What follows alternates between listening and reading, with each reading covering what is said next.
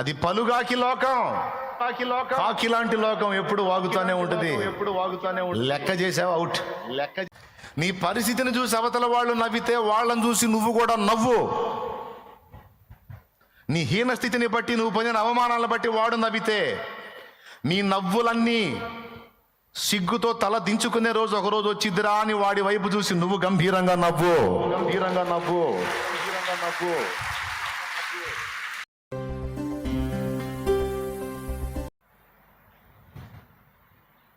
సంతోషంగా ఉండాలని ఫిక్స్ అయిపోయాను, ఎందుకంటే నమ్ముతున్నా. ఇంకొక మాట కూడా చెప్తా ఈ సందర్భంలో. శ్రమకు నిన్ను అప్పగించాడు, ఒక శ్రమకాలంలోకి నువ్వు ప్రవేశించావు, అవమానాలు అనుభవిస్తున్న అవమాన కాలంలోకి నువ్వు ప్రవేశించావు అంటే ఆ కాలం అనేది ఒకటి స్టార్ట్ అయిందంటే దానికి ఒక ముగింపు కూడా ఉంటుందని మర్చిపోవద్దు. అర్థమైందా? శ్రమకాలంలోనికి నువ్వు ప్రవేశించావు అంటే దానికి విడుదల కాలం కూడా ఒకటి ఉంటుంది. అది నమ్మాలి నువ్వు. ఈరోజు అవమాన పర్వాలు నడుస్తున్నాయి, పర్వాలేదు. నన్ను ఘనపరిచే రోజు కూడా ఒక రోజు ఉంటుంది. నా దేవునికి తెలియకుండా అయితే నాకు ఈ పనులు జరగట్లేదు కాబట్టి దేవునికే స్తోత్రం అని ఆనాడు కఠినమైన ప్రతికూలతలలో, ఆర్థిక ఇబ్బందుల్లో ఉండి, అప్పుల బాధల్లో ఉండి, అవమానాల్లో ఉండి కూడా హ్యాపీగానే బ్రతుకు వెళ్ళదీశాను, కానీ దుఃఖంలో మాత్రం ఉండదలుచుకోవాలా. అది యేసయ్యని ఎరగక ముందు, క్రీస్తు పూర్వం జరిగింది. అది క్రీస్తు శకం. నా జీవితంలో క్రీస్తు శకం స్టార్ట్ అయిన నాటి నుంచి నేటి వరకు సంతోషమే సమాధానమే, సంతోషమే సమాధానమే, చెప్పనా శక్యమైన సంతోషం. సంతోషమే సమాధానమే, సంతోషమే సమాధానమే, చెప్పనా శక్యమైన సంతోషం. ఏమంటారు? ఇప్పుడు సంతోషం గల మనసు ఆరోగ్య కారణం. ఎవరిని బట్టి సంతోషం? డబ్బును బట్టా, అధికారాన్ని బట్టా, ఉద్యోగాన్ని బట్టా, పేరు ప్రఖ్యాతులను బట్టా? నో. ఇవన్నీ ఉన్నోళ్ళు బాగున్నారని అనుకుంటున్నారు జనం. వారి బొంద ఏమాత్రం లేదు, సస్తున్నారు అల్లాడి. మరి నిజమైన సంతోషం ఎవరికన్నారు తెలుసా? ఎవరి మనసు ఆయన మీద ఆనుకుందో వాళ్ళు. అరణ్య యాత్రలోనా నా దాగు చోటు నీవే, నా నీటి ఊట నీవే. అరణ్య యాత్రలోనా నా దాగు చోటు నీవే, నా నీటి ఊట నీవే. అతి కాంక్షణీయుడా ఆనుకొనెదని మీద, అతి కాంక్షణీయుడా ఆనుకొనెదని మీద, నా యేసు రాజా.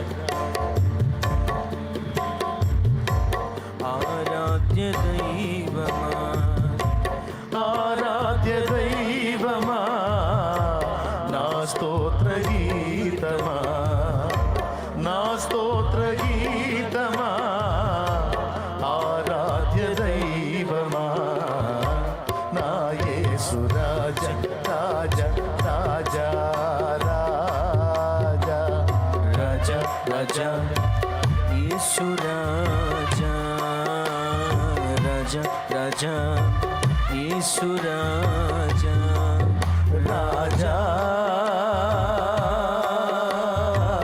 యేసు రాజా, రాజా యేసు రాజా, రాజా రాజా యేసు రాజా, రాజా రాజా యేసు రాజా. హల్లెలూయా.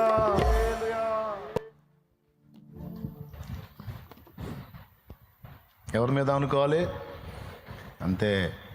ఇంకొకటి కూడా చెప్తా ఈ సందర్భంగా. నువ్వు దేని గురించి అయితే ఎక్కువ భయపడుతున్నావో, ఎక్కువ ఆలోచిస్తున్నావో, ఎక్కువ సఫర్ అవుతున్నావో, ఎక్కువ ఇబ్బంది ఫీల్ అవుతున్నావో, నీ శత్రువు వాటిని ఎక్కువ చేస్తాడు. ఎక్కడ నువ్వు జంకావో అది నీకు ఎక్కువ అయింది. నువ్వు అక్కడ ఓటమి పాలవుతావు. దేని గురించి నువ్వు భయపడడానికి లేదు, బాధపడటానికి లేదు, ఎక్కువగా థింక్ చేయడానికి లేదు, ప్రెజర్ అవ్వటానికి లేదు, ఒత్తిడి అవ్వటానికి లేదు. ఎక్కడన్నా నువ్వు కదిలావా, దేనికాడన్నా జంకావా, భయపడ్డావా, కాస్త ఒత్తిడికి గురయ్యావా, వాడు దాని ఫోర్స్ పెంచుతాడు. నిన్ను చూసినప్పుడు సైతాన్ గాడికి ఏమనిపించాలంటే నడమంత్ర పోడురా, నేను ఏది తీసుకొచ్చిన లెక్క చేయడు వీడు, మామూలుది కాదయ్యా, కరడుగట్టిన విశ్వాసి. సైతాన్ గాడు పిశాచి కదా, వాడికి మనం విశ్వాసాన్ని బట్టి మనం పిశాచుల్లో కనపడదు, దయ్యానికి దయ్యాల్లో కనపడతాం మనం. నేను చెప్పేది నిజంరా తల్లి, అవి దయ్యాలు, ఆ దయ్యాలకు మనం దయ్యాల్లో కనపడతాం.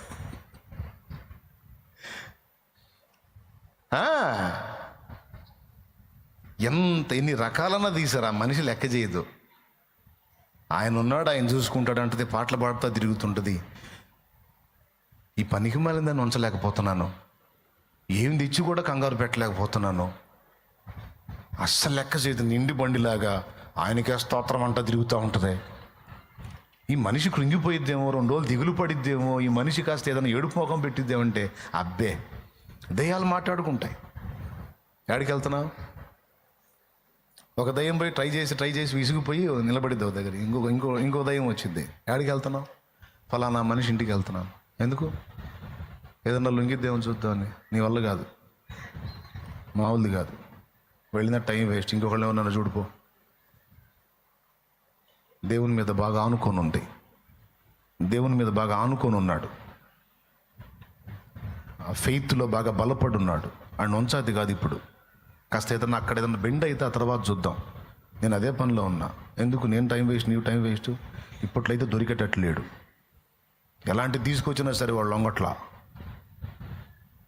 ఎలాంటిది తీసుకొచ్చినా సరే మనిషి లెక్క చేయట్లా. ఆయనే ఉన్నాడు, ఆయనే చూసుకుంటాడని బిర్రుగా ఉంటుంది.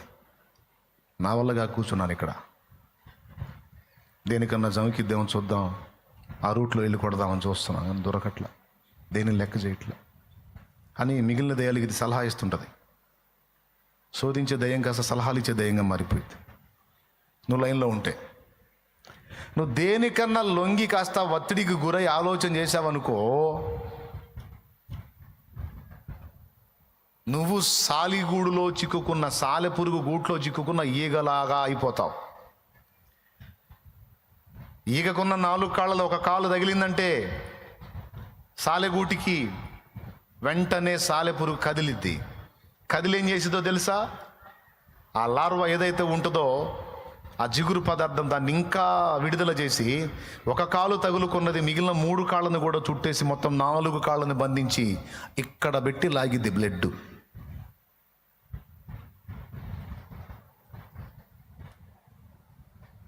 తెలుసా మీకు ఆ సంగతి? సైతానుగాడు అలాగా. ఏదన్నా ఒక్కదానికి నువ్వు కదిలావా, కదిలి కలవరానికి గురయ్యావా, ఇక వాడు అయ్యే యూట్యూబ్లో ఏదన్నా ఒక వీడియో ఓపెన్ చేస్తే కింద అయ్యే వస్తుంటే చూడండి, అవునా? కనీసం 4-5 వస్తాయి, తర్వాత మారిద్ది. అట్లాగా ఏదన్నా ఒక దానికి గదిలేమంటే సైతాన్ గడికి అన్నీ అయ్యే, అదే సబ్జెక్ట్ వచ్చేటట్టు చేస్తాడు నీకు. కాబట్టి ఇప్పుడు నువ్వు చెప్పు, ఏ భయమునకు బెదరక దేవుని బట్టి సంతోషముగా, ఆయనను బట్టే ధైర్యముగా మనం ముందుకు కొనసాగాలి.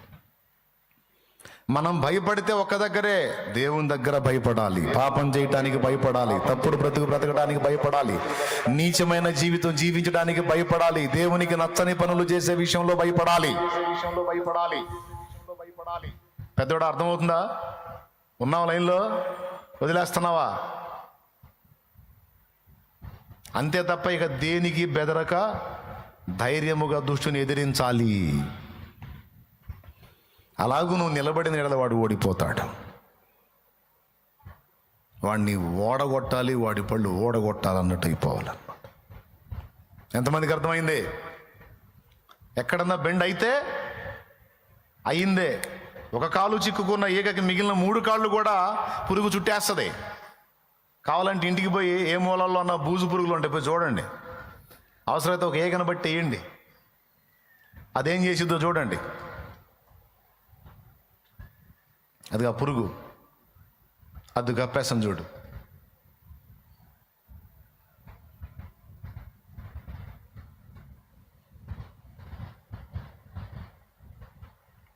అదిగో చూడండి.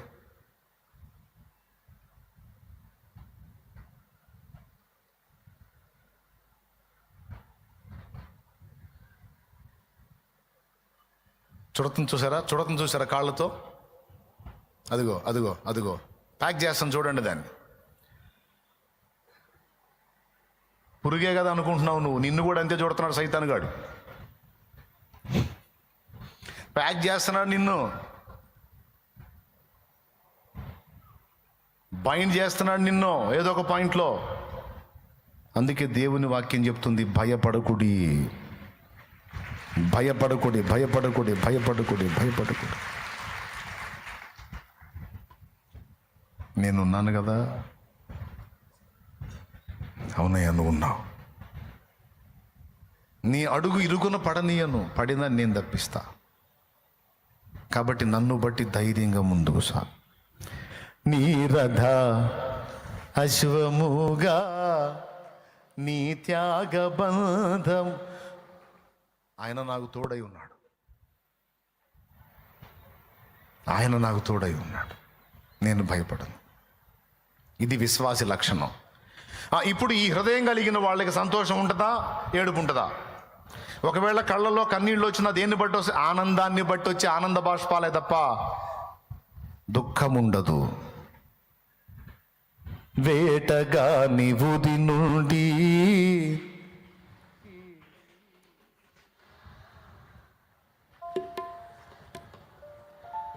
అయిపోయింది. మీకు వచ్చలే ఇక ఎందుకు పద్దాకల పాడి మళ్ళా టైం కానీ నేను ఆపేస్తున్నా. మీకు రాని పాటలే అయింది. కాబట్టి ఏమర్థమైంది? విరిగి నలిగిన మనసు ఎక్కడ ఉండాలి? సైతాన్ గారి దగ్గర తన్నే మనసు ఉండాలి. అర్థమైందా? సమాజంలో కూడా ధైర్యంగా నువ్వు భయపడే కొద్దీ, నువ్వు వణికే కొద్దీ, నువ్వు ఇబ్బంది పడే కొద్దీ మెత్తటోని చూస్తే అన్నట్టు సమాజం అట్ట తయారైంది. సమాజం ఎదుట ధీటుగానే ఉండాలి, సంతోషంగానే ఉండాలి. దేవునికి స్తోత్రం కలుగును గాక.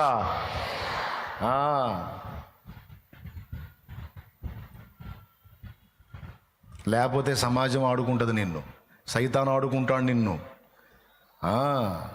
నువ్వు లొంగావంటే వాళ్ళు అన్న మాట, కొంతమంది నన్ను అంటున్నారు అని వచ్చి సోది చెబుతూ ఉంటారు నాకు.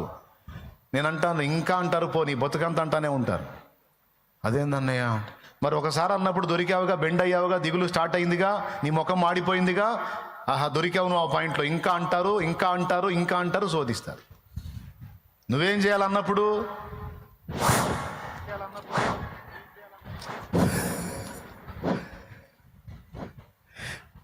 అది పలుగాకి లోకం, కాకి లాంటి లోకం ఎప్పుడు వాగుతానే ఉంటుంది. లెక్క చేసావు అవుట్, లెక్క చేసావు అవుట్. పలుగాకి లోకం నిందించిన ఏకాకివై నీవు రోదించిన అవమాన పర్వాలు ముగిసేనులే, ఆనంద గీతాలు పాడేవులే. నవ్వినోళ్ళంత నీ ముందు తలను వంచిరు ఇక ముందు, నవ్వినోళ్ళంత నీ ముందు తలను వంచిరు ఇక ముందు. నీ పరిస్థితిని బట్టి అవతల వాడు నవ్వితే వాడిని చూసి నువ్వు నవ్వు. నేనేం చెప్పాను ఇప్పుడు? నాకు చెప్పు. నీ పరిస్థితిని చూసి అవతల వాళ్ళు నవ్వితే వాళ్ళని చూసి నువ్వు కూడా నవ్వు. నీ హీన స్థితిని బట్టి, నువ్వు పొందిన అవమానాలను బట్టి వాడు నవ్వితే నీ నవ్వులన్నీ సిగ్గుతో తల దించుకునే రోజు ఒకరోజు వచ్చిద్దిరా అని వాడి వైపు చూసి నువ్వు గంభీరంగా నవ్వు, గంభీరంగా నవ్వు, గంభీరంగా నవ్వు. అప్పుడు వాడికి ఏం అర్థం కాక వెర్రి ముఖం వేసుకొని చూస్తాడు నీకెళ్ళి. వాడు అనే కొద్ది నువ్వు అన్నావు అనుకో, వాడు ఇంకాస్త పగలబడి నవ్వుతాడు. వాడు అని అనుకో, నువ్వు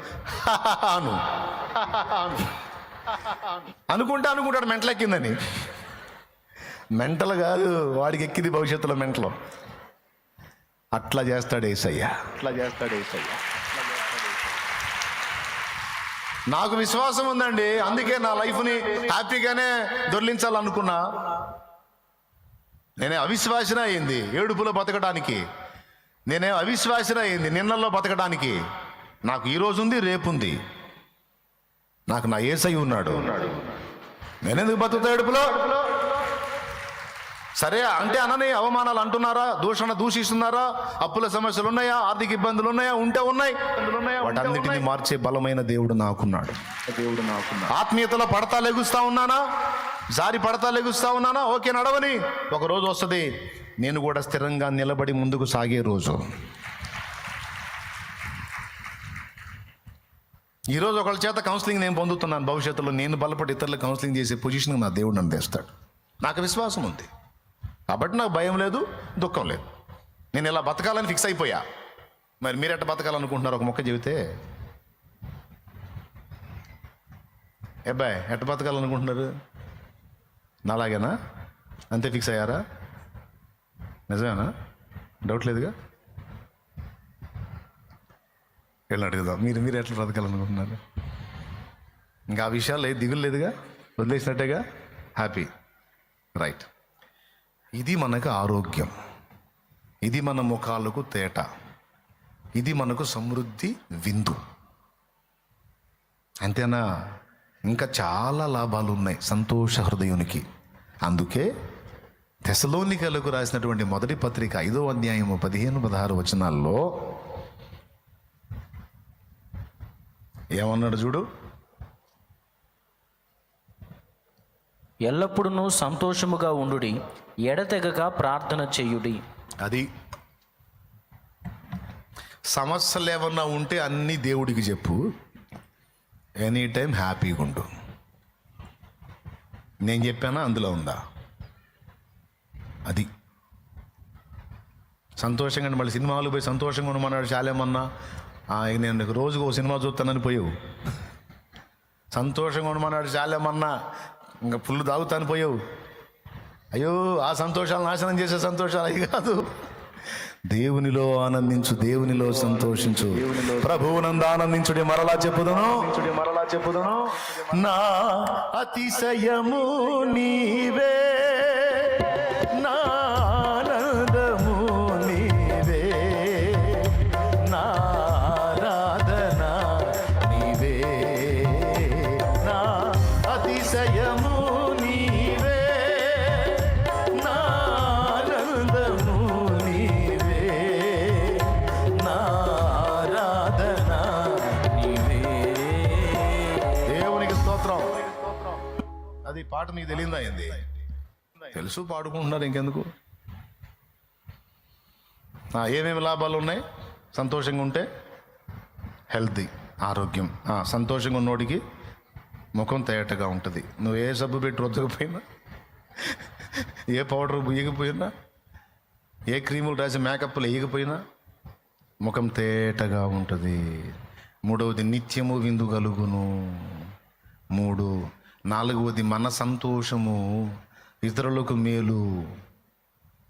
మన సంతోషం ఇతరులకు రక్షణ కారణమవుతుంది. తెలుసా మీకు ఆ సంగతి? ఇన్ని చేసి కూడా నేను ఏడుపులో బతుకుతున్నాను, ఆ స్థితిలో ఉండి కూడా ఇతను ఎప్పుడు సంతోషంగా ఉంటున్నాడు. తేడా ఏందని ఆడే వచ్చి అడుగుతాడు. నేను నీకు సరైన ఉపాధి దొరకలేదు అయినా హ్యాపీగా ఉన్నావు, సరైన సంపాదన లేదు అయినా హ్యాపీగా ఉన్నావు, చాలా అప్పుల సమస్యల్లో ఉన్నావు అయినా హ్యాపీగా ఉన్నావు, చాలా విషయాల్లో స్ట్రగుల్ ఉన్నాయి, నీకు ఇబ్బందులు ఉన్నాయి అయినా హ్యాపీగా ఉన్నావు. ఏంటా? నీకు కూడా కావాలా? అందుకే అడుగుతుంది. అట్లయితే నాతో రా, తీసుకొచ్చేసే దేవుని సన్నిధికి. ఇదిగో ఇక్కడ ఉంది నా సంతోషం, ఈయన రెక్కలలో ఉంది. ఈయనను బట్టి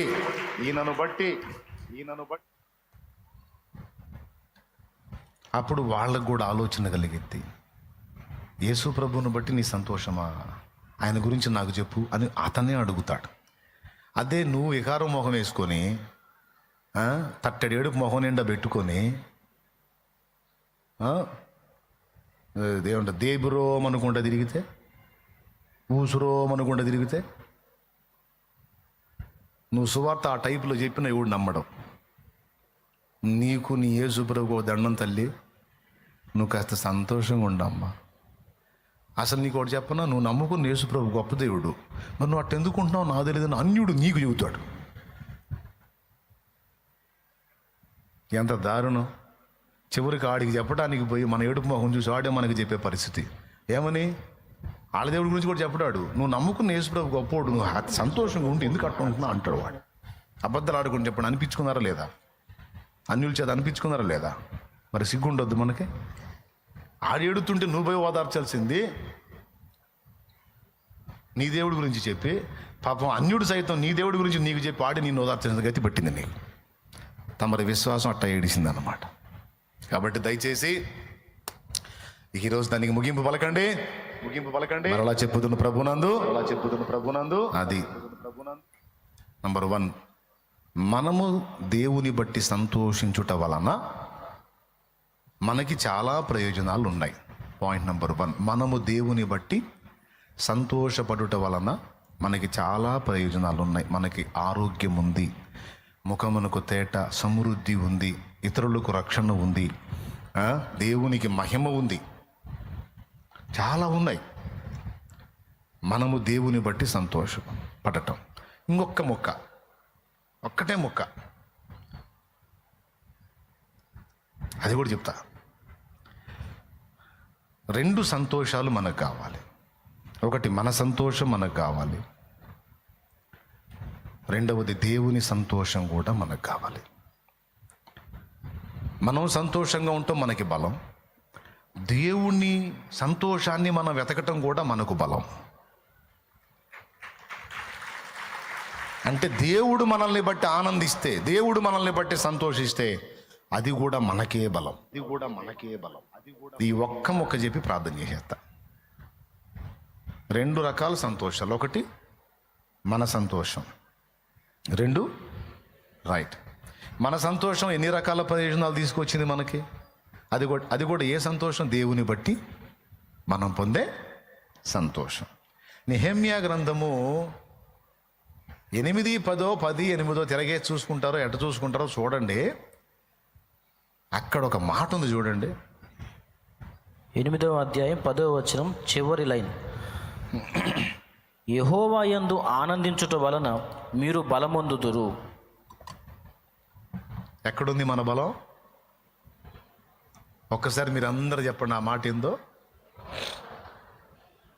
యెహోవాను బట్టి సంతోషించటం, యెహోవా యందు ఆనందించటం వలన మనకి బలమట.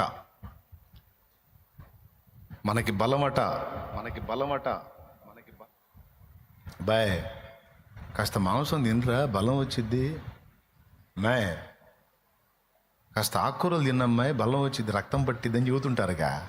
అట్లాగా మీ అందరికీ నేను చెబుతున్నా, దేవుని బిడ్డలారా కాస్త దేవుని బట్టి సంతోషించండి, బలం వచ్చింది. నా మాట వాక్యమా ఉందిగా, రైట్.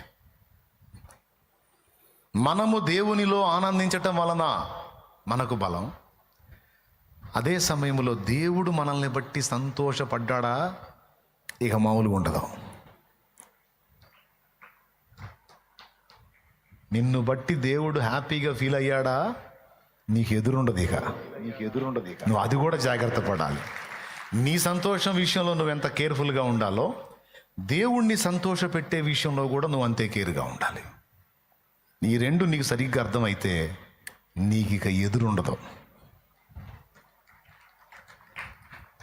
అందుకే ఈ 2 విషయాల్లో నేను జాగ్రత్తలు తీసుకోవాలని ఫిక్స్ అయ్యా. ఈ మాట ఎక్కడుంది? యెహోషువ చెప్తాడు, ఇశ్రాయేలు సర్వ సమాజానికి, ఇశ్రాయేలీయులారా వారికి భయపడకుడి జడియకుడి, నిశ్చయముగా మనం ఆ దేశములో ప్రవేశిస్తాం. యెహోవా మన యందు ఆనందించిన ఎడల ఆ దేశమును నిశ్చయముగా మనకు స్వాధీనపరుస్తాడు. మీరు అవిశ్వాసులై సణిగితే దేవుడు బాధపడతాడు. విశ్వాసము గలవారై దేవుని బట్టి ధైర్యం తెచ్చుకుంటే దేవుడు సంతోషపడతాడు. దేవుడు సంతోషపడ్డా వాళ్ళు అవుట్, గెలుపు మంది అయితే. మనకు జయం రావాలంటే ఎవరు సంతోషపడాలి మనల్ని బట్టి? అది రాజు సంతోషపడితే ఇక మనకు ఎదురుందా? రాజ్యంలో ఇక మన ఆటలు ఎన్నైనా సాగుతాయి. అయితే రాజు మనల్ని బట్టి సంతోషపడాలి. సంతోషపడటానికి మనం ఏం చేయాలి అంటే, దేన్ని బట్టి రాజు సంతోషపడతాడో అవి వెతుక్కొని చేయాలి. ఇక మీరే ఇంటికి పోయి వెతుక్కోండి. రాజు వేటిని బట్టి సంతోషపడతాడో. నువ్వు దేన్ని బట్టి సంతోషపడాలి? ఆయన బట్టి. అలా సంతోషపడితే నీకెన్ని లాభాలు? నువ్వు ఫిక్స్ అయిపోయావు ఆయన బట్టి ఇక నేను ఎప్పుడు సంతోషంగానే ఉండాలి అని. కోటం అయినాక ఎవరన్నా ఏడుపు ముఖం వేసుకొని వస్తే మాడుగు పెట్టి పోతా. దేవునికి స్తోత్రం కలుగును గాక. ఓకేనా? రెడీగా అయిపోయింది. నవ్వుతా రావాలి, సంతోషంగా కనపడాలి. ఏడుపు ముఖం కనపడిందా? నా చేయి చూశారుగా.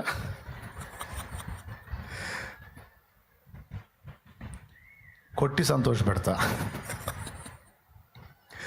సరే, ఈ పాయింట్ పక్కన పెడదాం. ఫిక్స్ అయిపోండి. ఇక నుంచి గడిచిపోయిన గతాన్ని నువ్వు మార్చలేవు, కానీ రాబోతున్న భవిష్యత్తును శాసించగలవు. దాని మీద దృష్టి పెట్టు. ఉదయిస్తున్న ప్రతి సూర్యోదయం ఒక క్రొత్త నిరీక్షణను నీకు ఇస్తుంది. పొడుస్తున్న ప్రతి పొద్దు నీకు ఒక మౌన సందేశం ఇస్తుంది. ఏంటో తెలుసా? నిన్న అయిపోయిందని దిగులు పడకు. ఇది ఈరోజు నేను మళ్ళా ఉదయిస్తున్నాను కదా, అలాగే మళ్ళా నూతనంగా ఆలోచించు, క్రొత్తగా మళ్ళా మొదలుపెట్టు. ఈసారి గెలుపు నీదే అంటది. ఈసారి గెలుపు నీదే. ఈసారి విజయం నీదే. కాదని ఎందుకు అనుకుంటున్నావు? ఎందుకు దిగులు పడుతున్నావు? పొడుస్తున్న ప్రతి సూర్యోదయం, ఉదయిస్తున్న ప్రతి పొద్దు నీకు నేర్పుతుంది మరో రోజుంది, మళ్ళీ భవిష్యత్తు ఉంది. నిన్న మొన్న అటుమన్న నీ కాకుండా అయిపోయినాయా? అట్లయితే ఈరోజు రేపు ఇక ముందు రోజులు నీవే. చలో సాగిపో, దేవుడు నీకు తోడై ఉన్నాడు అంటుంది. ఈ మాటల్ని బట్టి జ్ఞానం తెచ్చుకొని జాగ్రత్తగా ఉండండి. సైతానికి అవకాశం ఇవ్వకండి. ఫుట్బాల్ ఆడుకుంటాడు. ఓకే, అయిపోయింది. ఇప్పుడు దేవుడిని బట్టి మనం సంతోషించడం తెలుసుకున్నాం. ఇప్పుడు మనల్ని బట్టి దేవుడు సంతోషపడాలి. మనల్ని బట్టి దేవుడు సంతోషపడితే ఏం జరిగిద్ది? నంబర్ 1, యెహోషువ చెప్పిన ప్రకారం మనల్ని బట్టి దేవుడు సంతోషపడితే మనకు శత్రువుల మీద జయం వస్తుంది. రెండవది, శత్రు గవిని మన వశమైద్ది. 2, మనల్ని బట్టి దేవుడు సంతోషపడితే అసలు యుద్ధం మనం చేసే పని లేకుండా ఫైటింగ్ కూడా ఆయనే చేస్తాడు. అది యెహోషాపాతు మనకు చూపిస్తాడు. యుద్ధానికి మ్యూజిక్ పరికరాలు తీసుకొని పోతాడు. కత్తులు కట్టారులేమో, తర్వాత ముందే మ్యూజిక్ ఇన్స్ట్రుమెంట్స్ అవి తీసుకొని పోతాడు. అవి తీసుకొని యెహోవాను స్తుతిస్తా పోతాడు. చిత్రం ఏంటంటే యుద్ధం కూడా చేసే అవసరం ఉండదు. వాళ్ళు కొట్టుకొని వస్తారు. ఇంకెళ్ళు జస్ట్ దోపుడు సొమ్ము తెచ్చుకోవటమే.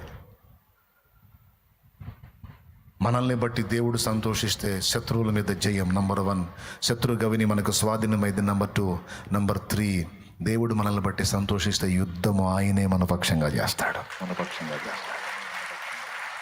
ఆయన నిన్ను బట్టి సంతోషిస్తే నువ్వు నిద్రపోతున్నా సరే నీకు కావాల్సిందని రెడీ చేస్తాడు. ఆయన నిన్ను బట్టి సంతోషిస్తే లోకం చేతిలో పడకుండా నిన్ను తప్పిస్తాడు. ఆయన నిన్ను బట్టి సంతోషిస్తే నిన్ను ఘనపరుస్తాడు. రాజు సార్, రాజమ్మ, రారాజు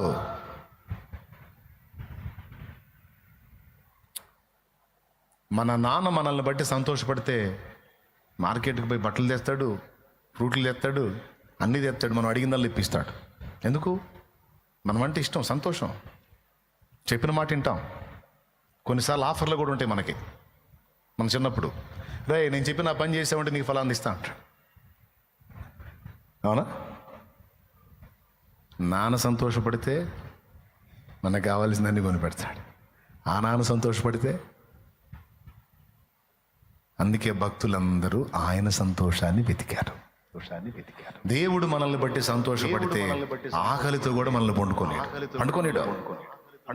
ఏలియాని 2 సార్లు లేపి రొట్టెలు పెట్టాడు. ఈ పిచ్చోడు తిండి కూడా తినకుండా నన్ను చంపేయని పండుకున్నాడు. ఏంది చంపేలే, లేచి తినో, ఆకలితో ఉన్నావు. రొట్టెలు మాంసం కాకుల చేత పంపించాడు. అసలు ఒక్క పూటన్నా పస్తు ఉంచడే? ఎందుకు? ఇష్టం ఏలియా అంటే. ఎందుకంటే ఏలియా దేవుని సంతోషాన్ని వెతుకుతూ ఉంటాడు. ఎప్పుడు దేవుని సంతోషపెట్టడానికి ఆలోచిస్తాడు. ప్రభు కార్యాభివృద్ధిని గురించి ఎప్పుడు నువ్వు ఆలోచిస్తా, దేవుని కార్యాలను గురించి ప్రణాళికలు వేసుకుంటా, దేవుని సేవ గురించి, దేవుని చిత్తం నెరవేర్పు గురించి, దేవుని సంతోషాన్ని గురించి పాడుకుంటా, ఆరాధించుకుంటా, పరిచర్య చేసుకుంటా, దేవుని సంగతుల గురించి నువ్వు ఆలోచిస్తా, దేవుడికి నచ్చే క్రియలు చేయడానికి నువ్వు ఇష్టపడతా. సాటి మనిషికి హెల్ప్ చేస్తే దేవుడు సంతోషపడతాడు. నేను చేస్తా. దీనులకు సేవ చేస్తే దేవుడు సంతోషపడతాడు.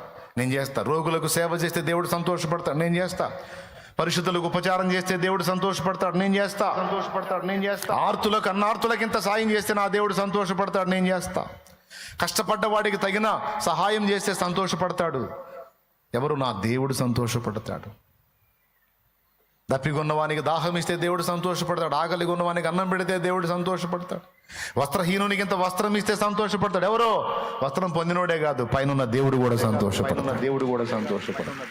ఇలా ప్రతిదీ ఇది చేస్తే ఆయన సంతోషం, ఇది చేస్తే ఆయన సంతోషం, ఇది చేస్తే ఆయన సంతోషం, ఇది చేస్తే ఆయన సంతోషం. ఎప్పుడైనా మంత్రి గారినో ఎవరినో పెద్ద వాళ్ళని కలవటానికి నువ్వు వెళ్ళినప్పుడు ఏది పెడితే తీసుకెళ్తావో? శ్రేష్టమైన తీసుకెళ్తావా? చెప్పండి. ఎందుకు? అవి తీసుకెళ్తే అవి చూసి అతను సంతోషపడి ఏదో మనకు మేలు చేస్తాడని కదా. ఆయనకంటే తీసిపోయినాడు ఆ దేవుడు. ఒక మనిషి సంతోషపడితేనే కొన్ని పనులు మనకు అవుతాయి అనుకుంటే, రాజాదిరాజైన దేవుడు మనల్ని బట్టి సంతోషిస్తే, ఈ చెడుతనం చేస్తే ఆయన బాధపడతాడు. ఇది ఇష్టం లేదు ఆయనకి, మానేస్తా. వద్దంటున్నాడు, వదిలేస్తా.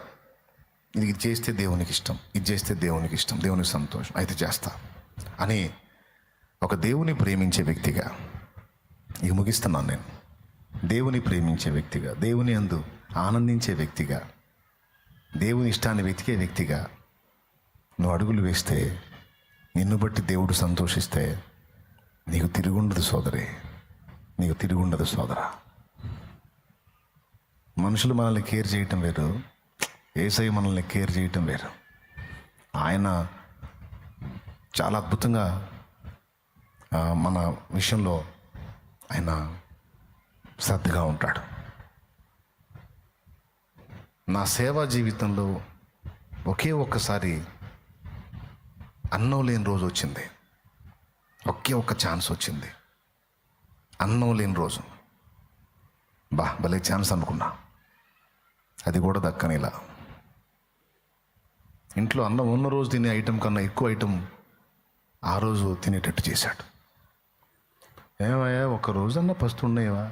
భక్తులు ఆంతున సాక్ష్యాలు చెప్పుకుంటే నాకేమయ్యా ఒక సాక్ష్యం కూడా, నీకోసం ఒక పూటన్నా పస్తుండే పరిస్థితి లేకుండా చేసావని ఫీల్ అయ్యా. ఏడిసేవలే పారా, నువ్వు ఆకలితో ఉంటే నాకు ఇబ్బంది, తినిపో. ఏందనుకున్నా? మనం ఏదో ఆయన్ని ఘనపరుస్తాం కానీ ఆయన తన ఘనతను వెతుక్కోడు. ఆయన ఎప్పుడు మనల్ని ఘనపరచాలని చూస్తుంటాడు. ఆయనకి అది ఒప్పించి, ఆయన మైండ్ ఎప్పుడు మనల్ని ఘనపరచాలనే. మనకేమో ఆయన ఘనపరచాలని, మనకేమో ఆయన్ని ఘనపరచాలని, ఆయన నామాన్ని ఊరేగించాలని, ఆయన ప్రకటించాలని, ఆయన మయంపరచాలని. సరిపోయింది. మన పిచ్చి ఏమో ఆయన మయంపరచాలని, ఆయన పిచ్చేమో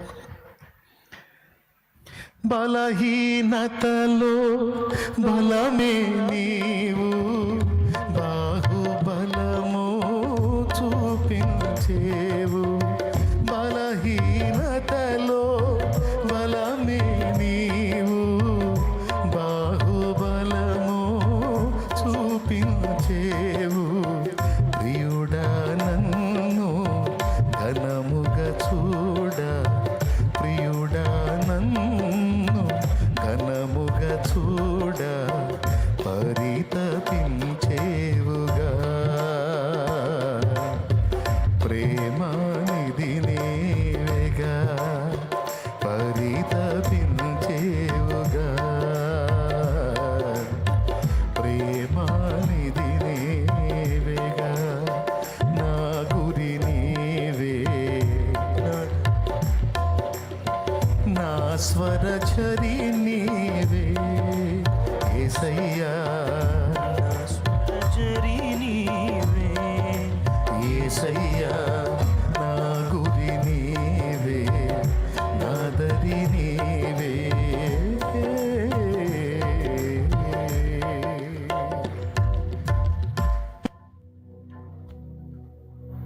దేవుని మహిమను వెతకటంలో మనం ఆనందపడితే మీకు తెలుసా, ఆయన మనల్ని మహింపరచాలని వెతుకుతాడు.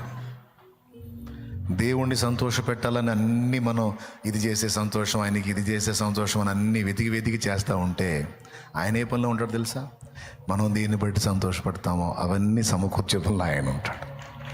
ఇదే దేవునికి భక్తునికి మధ్య ఉన్న అద్భుతమైన అనుబంధం. కుమారుడు చూడండి, అంతా తండ్రిదే, అంతా తండ్రిదే, అంతా తండ్రిదే అంటాడు. తండ్రి చూడండి, నాది కూడా ఏం లేదు, అంతా కుమారుడే, అన్ని నామముల కంటే పైనామం ఆయనదే. ఎంత అందంగా ఉంది. ఇదే వ్యవహారం మన విషయంలో కూడా చేస్తాడు. మనం ఎప్పుడైతే ఆయన ఆయన ఆయన అనే మైండ్లోకి వెళ్ళిపోతామో ఇంకా ఆయన ఇక నీ మైండ్లోకి వస్తాడు. ఆయన నా ఊపిరైంది నీ శ్వాసని. మీరు పూర్తి చేయండి, మిగిలింది.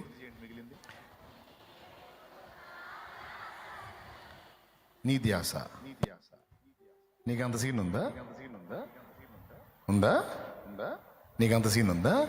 ఆయనకి ఎప్పుడు నీ ధ్యాస. పెద్దమా, నీలాంటి మొనగత్త లేదని అని నేను అంటాను అనుకున్నా. అనను. నువ్వు ఒప్పుకున్నా ఒప్పుకోపోయినా అది నిజం. ఎప్పుడు ఆయనకి నీ ధ్యాస, నా ధ్యాసే. నేనేదో కహాని చెప్పట్లా, వాక్యం. స్త్రీ తన గర్భమున పుట్టిన చంటి పిల్లను కరుణింపక మానునా, వారైనా మరచుదురు గాని నేను నిన్ను మరువను అన్నాడు. దాని అర్థం ఏంది? ఎనీ టైం నా జ్ఞాపకాల్లోనే ఉన్నావు నువ్వు అని. నా ఊపిరైంది నీ శ్వాసని, నిత్యము నీకెప్పుడు నా ధ్యాసని, నీ ప్రాణమిచ్చింది నా కొరకని, నీలాంటి ప్రేమికుడు ఇలా లేడని, చావైనా బ్రతుకైనా మేలైనా కీడైనా నీతోనే నా పయనమో, నీ ప్రేమ ప్రాకారము యేసయ్య, నీ పొందు నా భాగ్యము, నీ ప్రేమ ప్రాకారము యేసయ్య, నీ పొందు నా భాగ్యము, నీతోనే అనుబంధం, నీలోనే ఆనందం, నీ ప్రేమ యేసయ్య. దేవునికి మహిమ కలుగును గాక. ఈరోజు ఆలోచించండి, 2 విషయాలు మీ తలంపుల్లోకి తెచ్చుకోండి. ఇక నుంచి ఎలా బ్రతకాలనుకుంటున్నారు? పెద్దగా చెప్పాలి. వాళ్ళని బాగునేయండి, ముందు వెళ్ళండి. బువ్వా రండి. ఆ వాళ్ళని బోవకు బాగునేయండి. మీరు వినండి.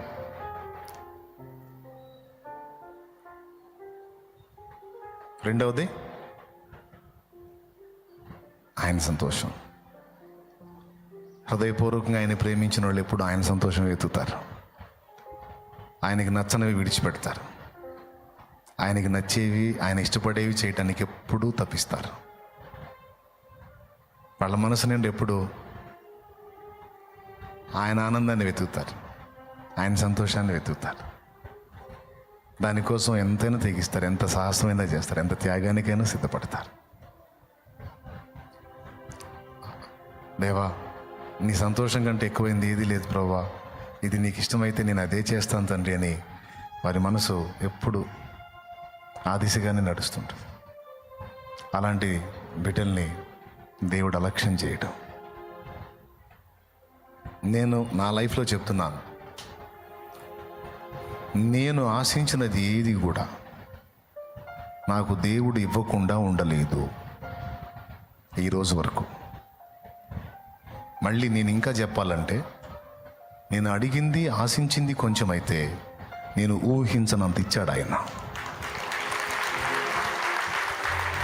అందుకు చెబుతుంది, నేను ఊహించనంత ఇచ్చాడు. అది ఏ విషయంలో నేను అనొద్దు, చాలా విషయాల్లో, నా జీవితానికి సంబంధించి, నా అవసరతలకు సంబంధించి, నేను ఎదుర్కొన్న పరిస్థితులకు సంబంధించి. నాకు ఆయన పిచ్చి, ఆయనకు నా పిచ్చి అని నేను ఫిక్స్ అయ్యా. మీరు కూడా నిజంగా దేవుణ్ణి ఆ మనసుతో కనెక్ట్ అయితే, ఏదో ఆయన దగ్గర ఏదో పొందుదామని కాదు, ఆయన ఇచ్చినా ఇవ్వకపోయినా, చేసినా చేయకపోయినా, దేవుణ్ణి ప్రేమించుటో మీరు బలపడితే తర్వాత కార్యాలన్నీ ఆయన చూసుకుంటాడు. ఆయన అన్యాయస్తుడు కాదు, ఎంతైనా నమ్మదగినవాడు. కాబట్టి ఒక్కసారి పరిశీలించుకోండి. దేవునికి ఆయాసకరమైన మార్గాలు ఏమైనా మీలో ఉన్నాయో చూసుకోండి. ఇంకా ఎవరైనా మారు మనసు పొందకపోతే దయచేసి మారు మనసు పొందండి. ఇంకా ఎవరైనా పాప క్షమాపణ నిమిత్తం బాప్తిస్మం పొందకపోతే దయచేసి బాప్తిస్మం పొంది విశ్వాసము గలవారై దేవుని రాజ్యములో ప్రవేశించండి. రక్షణానుభవంలోనికి వచ్చి కూడా ఇంకా ఎవరైనా సందేహాల్లో బ్రతుకుతుంటే సందేహాలను వదిలేసి ఇక నుంచి విశ్వాసము గలవారై ఉండండి. విశ్వాసం గలవారై ఉండి దేవుని కార్యాలను ఎవరైనా నిర్లక్ష్యం చేస్తే ఇక నుంచి ప్రభు కార్యాలను నెరవేర్చడానికి ఆశ కలిగి అడుగులు ముందుకు వేయండి.